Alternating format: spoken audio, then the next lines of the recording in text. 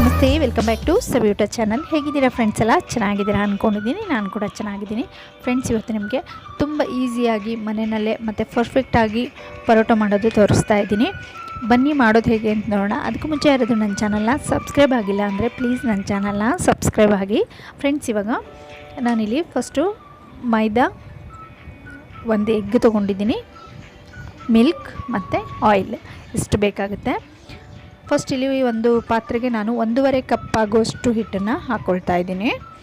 1.5 cup ಆಗುವಷ್ಟು ಹಿಟ್ಟನ್ನು ತೊಗೊಂಡಿದ್ದ ನಂತರ ಇವಾಗ ಇದಕ್ಕೆ ಮೊಟ್ಟೆನ ಸೇರಿಸ್ಕೊಳ್ತಾ ಇದ್ದೀನಿ. ಒಂದು ಮೊಟ್ಟೆ ನೀವು ಇಷ್ಟಪಡಲ್ಲ ಅಂತ ಹೇಳಿದರೆ ಸ್ಕಿಪ್ ಮಾಡ್ಬೋದು.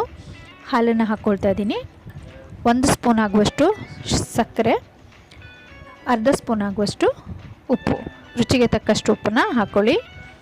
ಚೆನ್ನಾಗಿ ಈ ರೀತಿ ಮಿಕ್ಸ್ ಮಾಡಬೇಕು ಫ್ರೆಂಡ್ಸ್. ಇಲ್ಲಿ ಹಿಟ್ಟನ್ನು ನೀವು ಕಲಿಸ್ಕೊಳ್ಳುವಾಗ ಚೆನ್ನಾಗಿ ನಾದ್ಕೊಳ್ಬೇಕಾಗತ್ತೆ. ಆವಾಗ ಮಾತ್ರ ನಿಮಗೆ ಪರೋಟ ಲೇಯರಾಗಿ ಚೆನ್ನಾಗಿ ಬರುತ್ತೆ.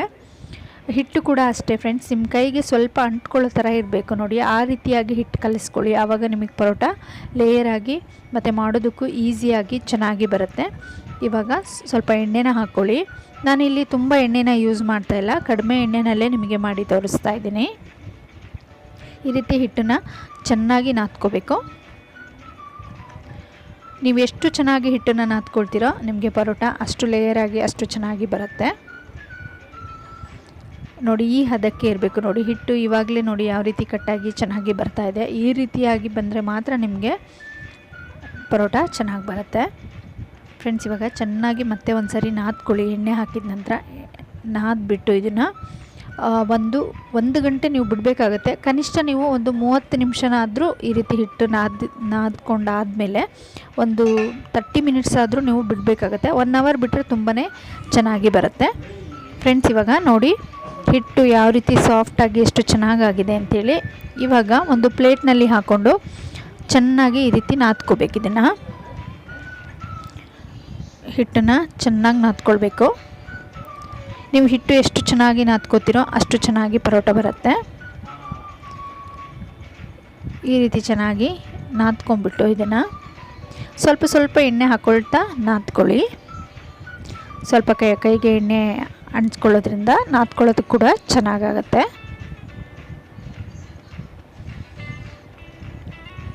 ಫ್ರೆಂಡ್ಸ್, ಹಿಟ್ಟು ನೋಡಿ ಯಾವ ರೀತಿಯಾಗಿ ಬಂದಿದೆ ಅಂತ ನೋಡಿ.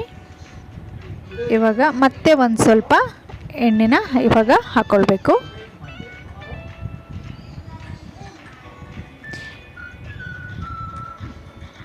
ಈ ರೀತಿಯಾಗಿ ಕಲಸಿಟ್ಟ ನಂತರ ಇವಾಗ ಡಿವೈಡ್ ಮಾಡ್ಕೊಂಡ್ಬಿಟ್ಟು ನೋಡಿ ಈ ರೀತಿ ಹಿಟ್ಟನ್ನು ತಕ್ಕೊಳ್ಬೇಕು.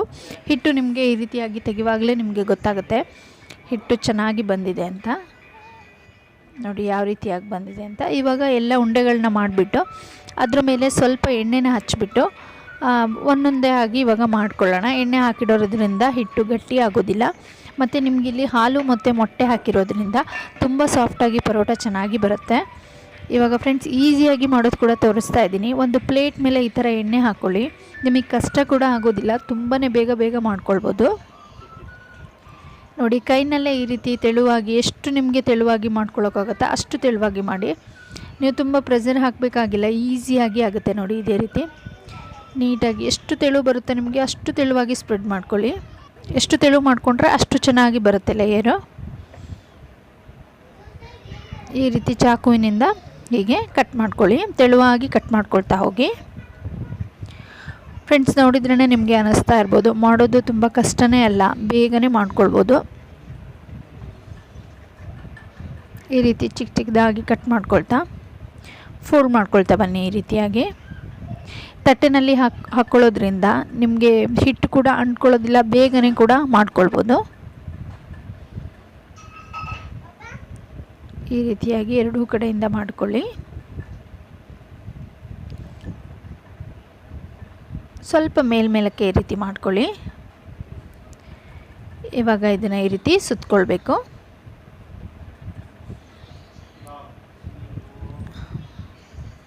ನಿಧಾನವಾಗಿ ತಟ್ಕೊಳ್ಳಿ. ಸ್ವಲ್ಪ ಇವಾಗ ಎಣ್ಣೆನ ಹಚ್ಕೊಂಡ್ಬಿಟ್ಟು ಈ ರೀತಿಯಾಗಿ ಕೈನಲ್ಲಿ ಜಾಸ್ತಿ ಒತ್ತೋದಕ್ಕೆ ಹೋಗಬೇಡಿ, ನಿಧಾನವಾಗಿ ಈ ರೀತಿ ಮಾಡ್ಕೊಳ್ಳಿ. ಸ್ವಲ್ಪ ಹೀಗೆ ನೀವು ಈ ರೀತಿಯಾಗಿ ಹೇಳ್ಕೊಂಡ್ರೂ ಚೆನ್ನಾಗಿ ಬರುತ್ತೆ.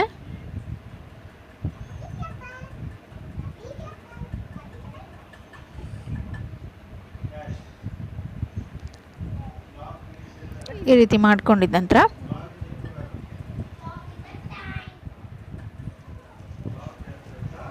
ಸ್ವಲ್ಪ ಸ್ವಲ್ಪ ಈ ಥರ ಮಾಡಿಕೊಂಡು ಇವಾಗ ಬೇಯಿಸ್ಕೊಳ್ತಾ ಇದ್ದೀನಿ.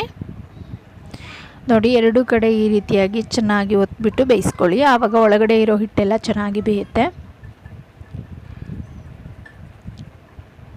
ಕಲರ್ ಕೂಡ ಚೆನ್ನಾಗಿರುತ್ತೆ ಫ್ರೆಂಡ್ಸ್. ಟೇಸ್ಟ್ ಅಂತೂ ತುಂಬ ಚೆನ್ನಾಗಿರುತ್ತೆ. ನಿಮಗೆ ನಾರಾಗಿ ಬರೋದಿಲ್ಲ ಪರೋಟ.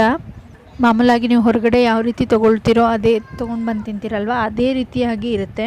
ನೋಡಿ, ಲೇಯರ್ ಕೂಡ ಹೇಗೆ ಕಾಣಿಸ್ತಾ ಇದೆ.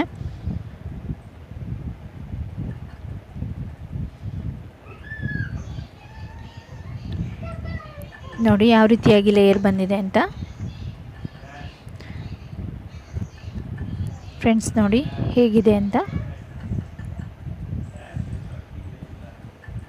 ತುಂಬಾ ಚೆನ್ನಾಗುತ್ತೆ ಫ್ರೆಂಡ್ಸ್. ಖಂಡಿತ ನೀವು ಟ್ರೈ ಮಾಡಿ ಮತ್ತು ಹೇಗೆ ಬಂದಿತ್ತು ಅಂತ ಕಮೆಂಟ್ ಬಾಕ್ಸ್ನಲ್ಲಿ ಕಮೆಂಟ್ ಹಾಕಿ. ಇದ್ರ ಜೊತೆಗೆ ಒಂದು ಒಳ್ಳೆ ಕರಿನ ಮಾಡ್ಕೊಂಡ್ಬಿಟ್ಟು ತಿನ್ನಿ, ತುಂಬಾ ಚೆನ್ನಾಗಿರುತ್ತೆ. ನಾನಿಲ್ಲಿ ಚಿಕನ್ ಕರಿ ಮಾಡಿದ್ದೀನಿ.